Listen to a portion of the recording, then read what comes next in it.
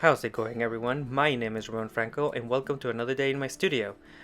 So the plan for today is I'm going to make a wood support, cover that with some foam, and add a cable so that I can plug some LEDs to the mushroom cap. I'm going to make this project into two pieces so that I can transport it and I can assemble it on location. It will be very easy to store and move around. From a distance, you wouldn't even tell that it's two pieces. You will just look like a giant mushroom right next to me. So let's get started. So I'm not gonna lie to you, the first thing I do before I start work is that I make my coffee. So I usually just have 1 cup of Proyecto Diaz coffee that is available here in the Bay Area, California. If you guys ever want me to share my coffee recipe, I can do that for you. And it's a lifesaver whenever you're working outside and it's super hot. And it's the thing that fuels me every day. I use this product. This is Proyecto Diaz coffee. It's available here in the Bay Area, California. Or if I'm not drinking that, I'm still drinking my Tivana tea. It's loose leaf. I used to work in the store for 5 years and it closed, I think, 7 years ago, but I still feel nostalgic for it. So if you have a little bit of tea lying around that you want to sell me, hit me up. I'll buy it. So getting back to our project. So the first thing that we're going to do is get our materials. So I use either pink or white foam. This is polyester foam. This is where you get it in the store. It's very light, very easy to carve. It's the one that I use for almost all of my projects. But every project is going to be different, so it all really depends on the shape, the size, and the complexity of the project. It all really depends. So the first thing I do before I start cutting or doing anything is I protect myself. I protect my eyes, I protect my ears, and sometimes you need a respirator for these materials. I wanted to include a clip of how noisy this job can be, so it's still one of the scariest sounds ever. Yeah, that is still extremely scary for me. I don't know why. For the foam, I use very heavy, very scary looking box cutters. So this is the tool that I choose because it allows me to see the work much better and it goes very slowly. And this is the time that you really zone out and you just do your thing as an artist. I'm also going to show you the difference between the white and the pink foam. Usually I do the stem and the mushroom cap in the same material, but I wanted to show you what's the biggest selling point and why I choose the pink foam over the white one. I used to go with the white one. It all depends on the project, like I mentioned before. So when you're cutting the white material, you end up with teeny tiny pieces of polyester everywhere. These go, like, I'm not kidding, they really go everywhere. They will go on your skin, they will go on your clothes, all over your working station, and you really have to take breaks in between to deal with all the trash that you create. Not the giant pieces that you see here, but the teeny tiny ones are the ones that if you leave them unattended, you will find them everywhere, like inside of your clothes, in hard to reach places. It's really insane how much cleanup you have to do with this material. It's a lot of work to just make the sculpture, but also you have to deal with your mess because if the wind blows, this will go in your house, and if you're not careful, you can almost inhale these pieces. So the one solution that I found is that I get a vacuum cleaner that I had lying around, an old one, and it seems to do the trick very well. And this is the part that I start to question my choices because the pink foam doesn't generate this much trash, but it also is a little bit more expensive. I think twice as expensive as the white one. It's one of those artistic dilemmas. Either you spend like extra money to keep your station clean and your sanity, or do you save a little bit of money and you buy some materials that work just as well, but you have to work extra hard to get them to look a specific way. So, like I said, it all depends on you. So the next thing I do is carve the details into the stem. This is the part that I cannot tell you exactly what to do because it all depends on your artistic interpretation. How do you want a mushroom stem to look like? I like to give everything that I do a very realistic look so that I can create that atmosphere of hyper realism and magical realism. So These are the details that I carve into it. I can make it any way that I want, and this is the way that I decided to do this one. I carve a lot of detail and I make sure that everything looks exactly the way that I want it. It's very simple and very easy to do. Once I get the desired shape, the next part is probably the loudest and most annoying. And you do need a respirator for this one because you are going to make a lot of specks and a lot of dust. I sand everything down so that I can get an extremely clean surface. And as you can see, I already cut a round piece of wood, heavy piece of wood, very smooth. I painted it black so that I can use it as base, and I make sure that I get every single little piece so that I don't see those cuts that I made earlier. This will help your material look extremely professional. So the more that you sand, the more that your sculpture is going to look incredible at the end. I use DeWalt, I don't know how to pronounce it, but I use this brand. It's incredible. I use all of their power tools, and I use this one because it's battery operated. And did you know that battery operated machinery like this one was invented for the International Space Station? When I heard that for the first time, I was like, huh, yeah, it kind of makes sense because outside in the International Space Station on the spacewalks, they don't have plugs to plug in anything. It's kind of nice to have some NASA machinery in my studio. So it's not expensive at all. You can get it, and it's one of those great investments that is going to save your hands and your wrists. I recommend buying 2 batteries so you can use one battery while the other one charges, and it's very easy to exchange them once you need them. This is the sound that I was telling you guys about. Once you hear this for 2-3 hours a day, you end up with a massive headache, so that's why I protect my eyes and my ears and my lungs when I do this. Make sure that you get the entire surface. The more that you do sand, the better your sculpture is going to look like. So you cannot skip this step at all because this will add a lot of realism to your artwork. I really like to keep my leaf blower on hand so that I can take all of this material off of me every time I sand, because yeah, cleanup is very important with this white foam. The pink one, I'm gonna show you in a minute how easy it is to clean, but yeah, this material also reacts with static electricity, so it will get stuck on your clothes and it will get stuck all over you. I'm going to show you guys the before sanding and after sanding. So this is the before. You see how rough the surface looks, and this is the after. It's extremely satisfying to see the after because it looks like you got it from a mold. It doesn't look like you carved it and sanded it. It's super fast to do, but yeah, you really have to take into consideration the amount of cleanup that you're gonna do. So now let's move on to the pink foam. I cut it with the same box cutters and I sanded with the same tools, but you're gonna see why I like this material so much. So it is a little bit harder to cut through, and it's very easy to do it because it... Oh my god, why did I just do that? Please don't do that. Like I don't know why I just did that. Oh, I'm so sorry. You see how easy it is and how smooth it is? It's because this material is so compact and it's kind of heavy that when you cut into it with a box cutter, it makes the cleanest surface. And look at how little cleaning that we have to do. It's pretty much nothing. It stays together, and yeah, you see the difference? This is the biggest selling point for me. If I have a little bit of money, I much rather not do all this cleaning and just end up with a little bit of... Yeah, look at that.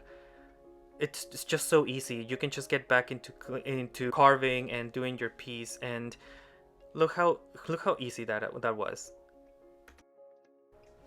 So for the mushroom cap, you cut this into giant circles, and I am so sorry. This is so strange. I've never thought it was gonna be so nerve-wracking to see myself cutting something with such a sharp object.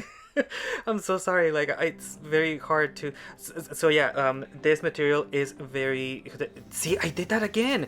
Yeah, don't do that. Don't do that by yourself. And yeah, like this is the sound that it makes. It's very annoying. A lot of people hate it, but I don't mind it. After working with it with multiple years, you kind of zone it out. And yeah, so I cut two. Oh my god, let's see if I do that again. Okay, okay, that's fine. Okay, and yeah, like look at that. It's so scary. I don't know why it's so terrifying to see myself. This is very strange. I've never seen myself cutting anything before on camera. So like it's very like okay, so yeah, really be careful with this. Make sure that you know where your fingers are, where your hands are. I've never cut myself with these, but during school, I did see a guy slice his finger open. There was blood everywhere. It was awesome. But anyways, back to the project. So for the mushroom cap, I cut two giant circles. These two circles are going to be slightly smaller than each other, and that is by design. But first I wanted to show you how little trash we generated after all that cutting with the pink foam. Like look at that. That is literally all the trash that we made. And that's it. That was cleanup.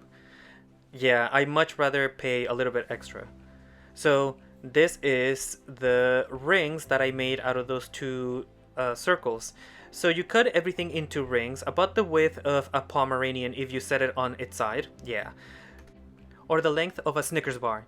So you make rings out of those two giant circles, and then you do intermediate rings and you stack them on top of each other. So I am gonna be putting one ring from one circle and then another one from the other one. It's kind of strange to say, but I think you guys understand what I mean. You end up with this stair-like surface on the outside. And this is the glue that I choose to do. This is foam. It expands when it dries, so you will see in a second how we deal with it. This is the type of material that plumbers use to fix leaks, but I discovered it and I found very convenient because it's very light, and when it dries it turns into pretty much cement. With that said, I recommend that you protect your skin and your hands. I'm wearing gloves here, but when I tell you that this material is intense, it's extremely intense. If it falls on your clothes, it's fine, it will stay there. If it falls in your skin, it will also stay there. It will come off eventually. You will scrub for days and days and days. But if it actually comes off, it will come off with your skin. So really be careful with this. It's not a joke. There is a reason why plumbers use it to clog leaks. So yeah, you really have to pay attention where your hands are and where your skin is. So we repeat this step over and over and over again until we run out of rings. I wanted to show you how fun it was to step in the inner hole, because it is a hole, and yeah, you see that bounce? The layers that we just set of glue already started to set. So the second this material starts to dry, it expands and attaches itself to everywhere that it's touching. This is one of my favorite parts of making a mushroom, because when I am doing this, the hole gets smaller and smaller and smaller the more I go up, and it's very fun to see. It's very fun to see the way that something is coming along, and yeah, it's something that I like to do. It's very satisfying, especially when the material is running this slow, because if this was a brand new can, it will go very, very slowly. And where am I going? Oh yeah, this is the part that I decided to punch a hole on the side of the can just to see what happens.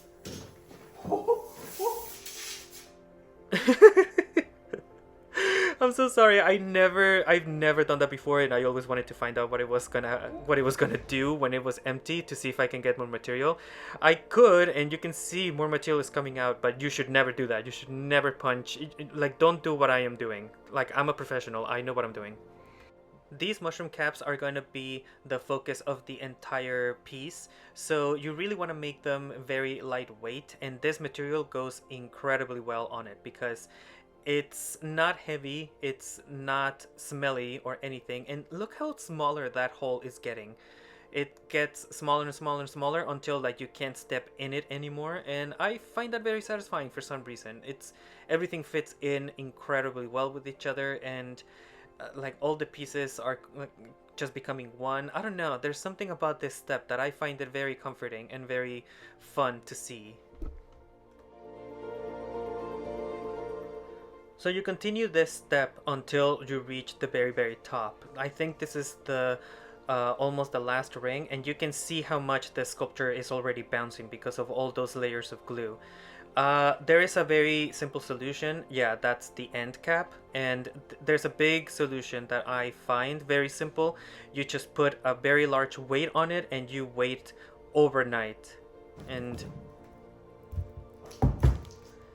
yeah, that usually should take care of the expansion, and it will help your material get to every single part of the rings so it can hold it together. You leave that overnight and take this opportunity to fix anything that went crooked, because the second it's gonna dry, it's gonna stay there and you cannot fix it later.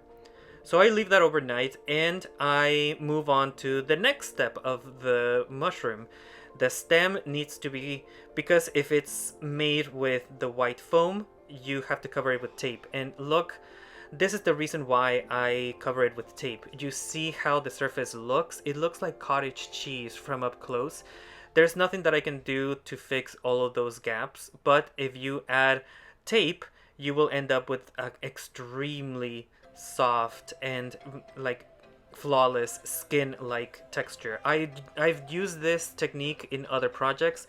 This is a food truck that I made in early 2023. Super fun. I had a lot of fun making it.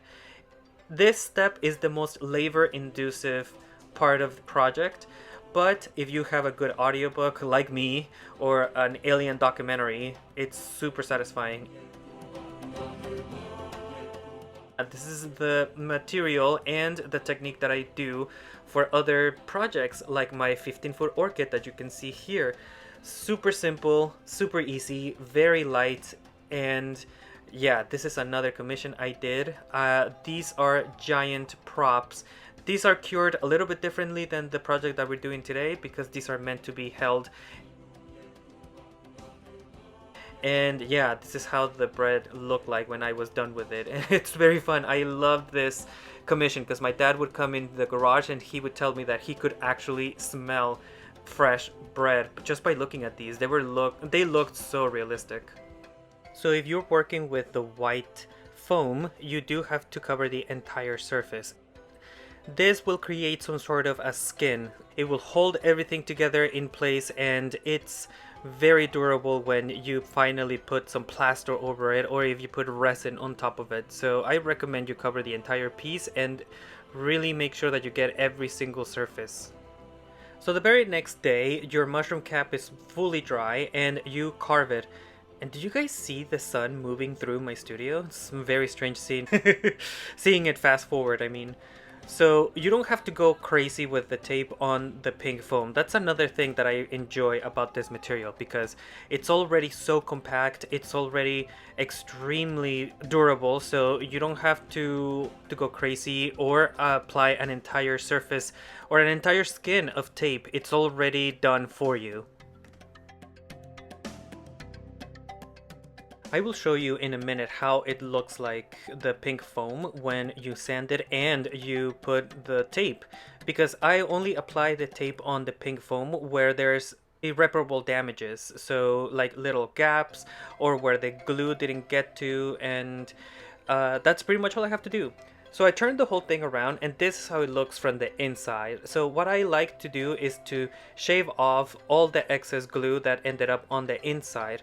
You really don't want to end up with a sculpture that makes a sound, because all of these are barely attached to anything. So these are the excess that didn't get attached to anything, that didn't glue itself to anything. So you really don't want to end up with a sculpture that makes a sound whenever you move it. It's really not professional. The next thing that I like to do to add a little bit more realism to the mushroom cap is that I am going to shave and put some detail on the side. A lot of people are going to look under your mushroom because it's going to be taller than them. So this particular side is very important to have detail and for it to look exactly how a mushroom looks like, or at least get an approximate of what a mushroom looks like. this is the most touched part of the entire sculpture because people want to inspect it with their fingertips. So I do this wavy texture on the last two rings. Those are the ones that we're going to see. Any ring below this two rings is going to be covered with the hard plastic or the plexiglass I'm going to attach.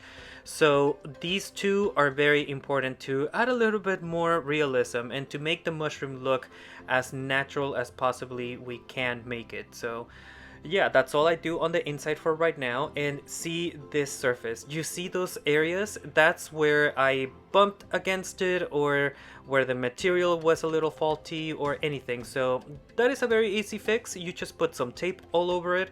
You cover the mini puncture wounds, or like the puncture holes, I'm sorry, and that's all I have to do.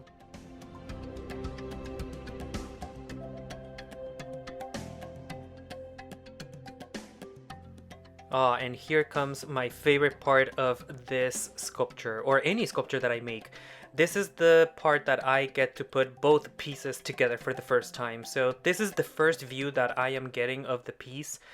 Kind of complete. This is where I can shave off more places, or where I decide if I need it taller or smaller or thicker or thinner or anything. So this is where I finally get a view of what the sculpture is going to look like when it's finished. So this is probably 3 days worth of work that I am looking at, and this is where I can make the most stylistic decisions. I like for all of my mushrooms to look as organic as possible, so if something looks cartoonish, I try to fix it at this point.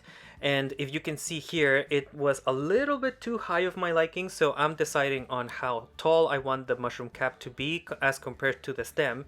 And I just get planks of the same material just to see how much I want to lower it or make it higher. And this is where I decide on the tilt, how graphic or how much of a tilt I want to have. And if you can see me here, I'm just, yeah, I like it. So the next step, this is the next day, I cover the entire thing with plaster. So this is the normal plaster that you would use on drywall. It's nothing out of the ordinary. It's not a fancy material. It's just plaster, and it goes straight on the mushroom. And I do multiple coats of this because you really, really want to cover the whole thing with, yeah, look at that. I love this part because everything is white. I painted the inside white, and the outside is also completely white, and it's very light, very strong, and when you hold it, it feels extremely solid. So that's the next part, and this is the window that I already cut. This is normal plexiglass. You just cut it to size, and you are going to fit it in a minute. You're gonna stick it on. You're gonna glue it on. So I already put the LEDs on it, and I am going to test them for the first time. Yeah, look at that. My goodness, wow. Yeah, this is the part that I really, really enjoyed, because this is how much it's going to be, showing, and how just like how it's gonna look like when it's done. And I am here testing. You have to test your LEDs because some LEDs are completely different from other ones, and I have to make sure that the remote works. The remote works, and the receiver on the inside works. And yeah, like these were very intense. Like I picked really bright ones because I really want the oh my god, I'm such a dork. I'm so sorry. Like it's embarrassing. So yeah, this is the very next day, and I'm doing the exact same thing I did for the mushroom cap to the stem. So I'm covering the entire thing with plaster. It's procedure that we do for the mushroom cap. So you cover the whole thing with plaster, and you make sure that you get everything, like every single part of the stem has to be covered the same way as the mushroom cap, because the second that this dries, we are going to sand it. So you use the exact same material that you used to sand the foam, but now you're going to sand the drywall material, the plaster. This is me testing the lights one more time because these cannot break. The second that you glue the plexiglass on, there's no turning back. So you either have to break the mushroom cap, all the work that you just did, and fix the problem with the LEDs, or you are end up with a mushroom that doesn't light up. So how I attach the stem to the mushroom cap is with these. So I got a harder piece of plastic and I punched holes, I drilled holes, and I made a little well right there. That little piece, that little section that I included in the mushroom is where all the cable, this one, that is where all the cable is gonna go, the excess cable, and it coincides with the mushroom cap. So though that piece of hardware is going to go through the hole and it's going to hold both of the pieces together. So this is me gluing it, and this is the point of no return. And as you can see, this is how it's going to look like. You drill a hole where you can access your LEDs. That's the only access to the LEDs. So you cannot reach any part of the LEDs beyond this point other than that small hole. That's just the connection between the power and the LEDs inside of the cap. So you use the same glue that we used to glue the entire mushroom cap and stem to glue on the plastic. You leave it to dry overnight to cure, and the very next day you sand the entire piece. You sand the mushroom cap and the stem. And this is the part that I highly recommend wearing a respirator and some protection for your eyes, protection for your ears, because this dust, if you inhale it, I'm not sure if it's toxic, but let's not throw caution to the wind. So you have a leaf blower, use it, clean your, oh my god, look how much dust you're generating. Yeah, this is very important. Make sure that your area is clean. Make sure that this doesn't fall on your skin. If it does, use your leaf blower and just work with it. Make sure that you sand down every nook and cranny of the mushroom and the stem, because the next step is going to be the paint. So you cannot have a rough surface, or you should not be able to see your fingertips or where you applied multiple coats of this drywall material.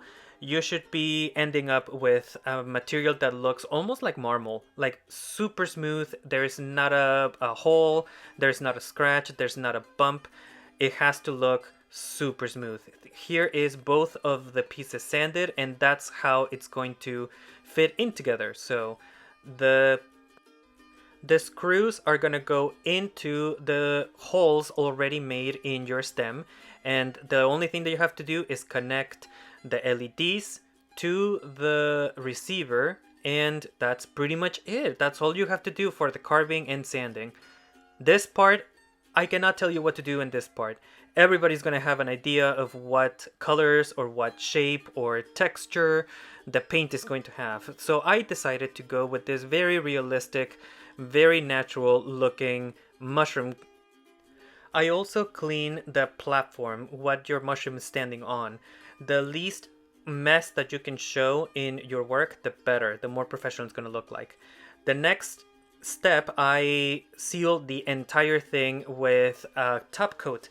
This top coat will dry and it will be super glossy, and I do multiple coats. I leave it to dry multiple hours or sometimes a full day between coats, and you end up with this super smooth, super shiny, extremely professional surface. And it really shows how much work you put into it, because the more it shines, the more put together the entire piece is going to look like.